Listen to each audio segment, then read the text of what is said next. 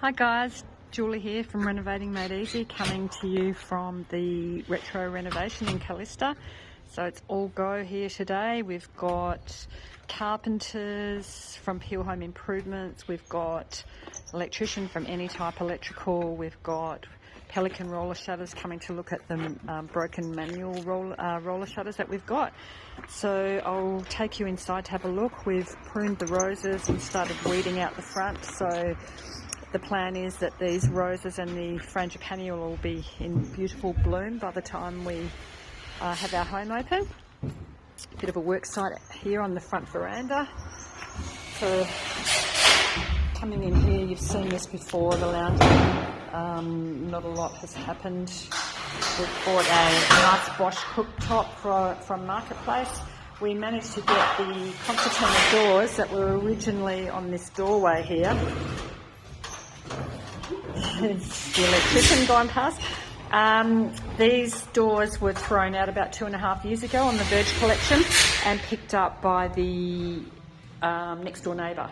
So she's come and said to me, would you like those doors back, because we never used them. So hopefully we'll get them put back on, keep some retro features in here.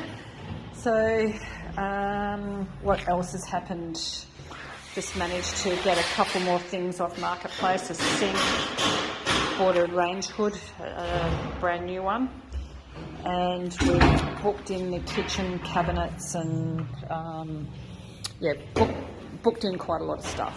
So we're getting a new door put on the master bedroom, and through here it was one big room which we're getting turned into 2 bedrooms. So we've got Nathan from Peel Home Improvements doing a really good job here. So the smaller room, we will have a bit of a niche here that could be good for a desk or wardrobe furniture or whatever. And then the big bedroom is big enough for someone to put in a wardrobe, or they could use it as an office, up to them. That's pretty much it. The bathroom hasn't changed yet.